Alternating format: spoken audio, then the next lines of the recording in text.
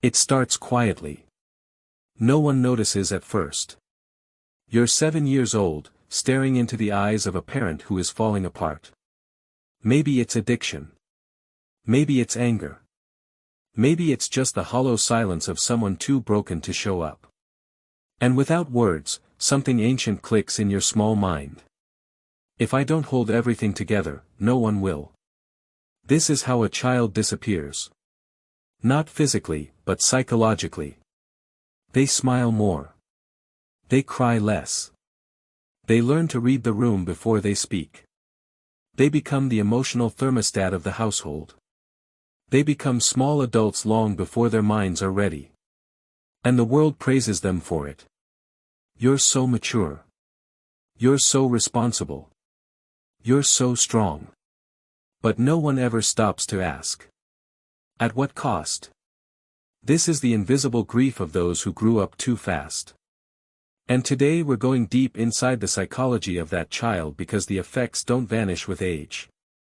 They shape you. They follow you into relationships, careers, your sense of worth. And if you don't understand what happened, you'll spend your adult life repeating the survival patterns that once saved you but are now slowly killing you. Let's start with what's really happening developmentally. When children are forced to emotionally support adults instead of the other way around, psychologists call this parentification. It's when a child becomes the caregiver, the peacekeeper, the therapist, the protector. This isn't just unhealthy. It rewires the brain. Because when a child is consistently put in charge of emotional regulation, either their own or others, it creates something called hypervigilance.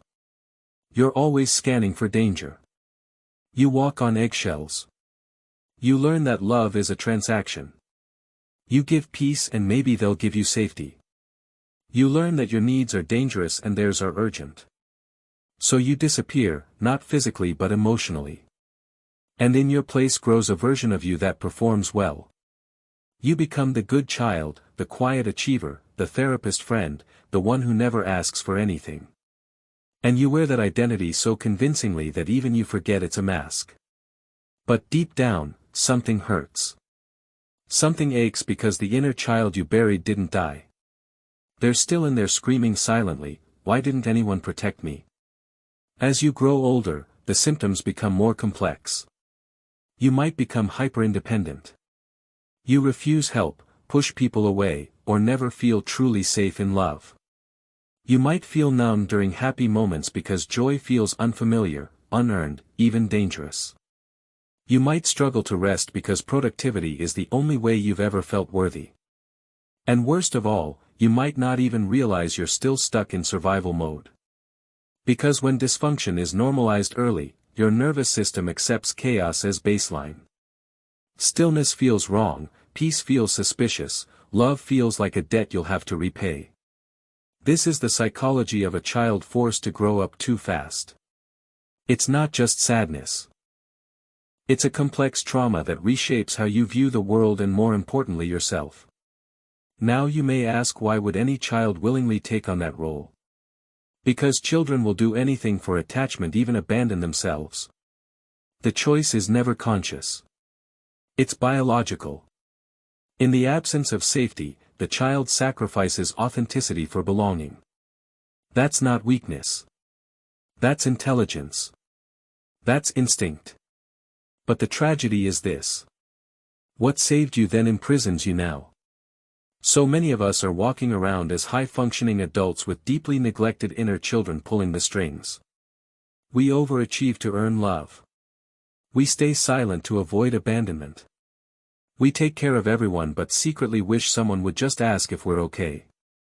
And that fantasy that someone will notice you're not as strong as you pretend to be. That maybe, just maybe, you'll finally get to fall apart and be held.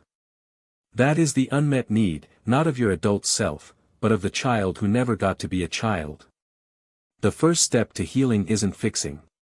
It's witnessing. Because until you validate what happened, you'll keep gaslighting yourself with thoughts like, "It wasn't that bad. Other people had it worse. I turned out fine." But fine is a mask, too. And deep down, you know it. So, what happens to that child when they grow up? They become adults who never feel safe even in calm rooms. They become lovers who can't trust softness. They become givers who can't receive. They become the kind of people who apologize for crying, flinch at compliments, and confuse exhaustion with success. This is the cost of growing up too fast. Because if your childhood trained you to be strong at the expense of being soft, to be quiet instead of honest, to fix others while ignoring your own fractures, then what kind of adulthood do you inherit? You inherit a life where you're always holding your breath, waiting for someone to give you permission to finally fall apart. But here's the truth. No one's coming to rescue the child you buried. You are the one who must go back and hold their hand. You are the one who must say what no one else ever said. You didn't deserve that.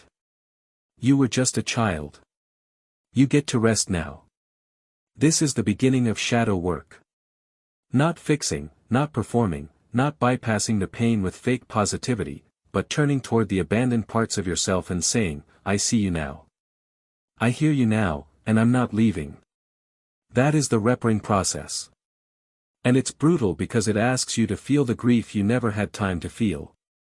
It asks you to sit with the rage, the sorrow, the unmet needs. To weep for the birthdays where no one showed up. To mourn the innocence you lost while protecting people who should have protected you. But that grief, it's not weakness. It's proof that you're healing. Because what was once frozen is finally falling. Now, let's talk about how this survival pattern shows up in adulthood, subtly, tragically, and often invisibly. You might become a therapist in all your friendships, but never let anyone truly see you.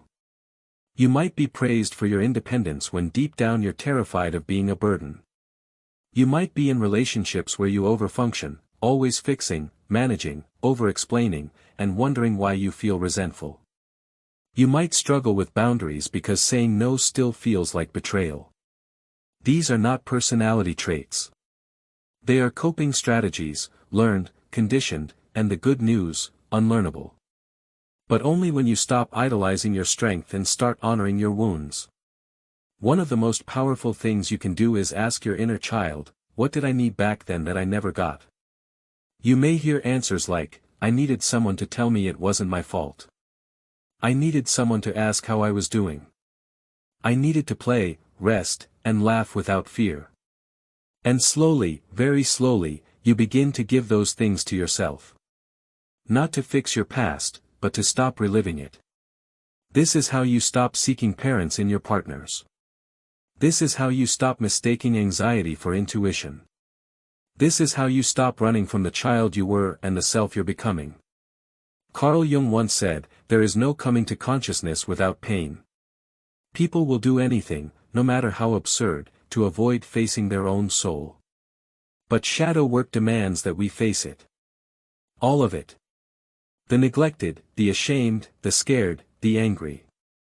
Because healing isn't about becoming someone new. It's about remembering who you were before the world told you who to be. So, if you're someone who grew up too fast, know this. Your maturity was never the problem. The problem was that you had no choice. But now you do. You can choose softness. You can choose to rest. You can choose to stop managing everyone else's emotions and start honoring your own. And no, it won't happen overnight. There will be days you feel like a child again. Good. That's the point. Let that child come home. Let them cry. Let them play. Let them finally be seen because you're not broken. You're becoming whole. And maybe for the first time, you're finally growing up the right way. Not through pressure, not through fear, but through truth. You never had a childhood, but you still have a future. And this time, you get to write it.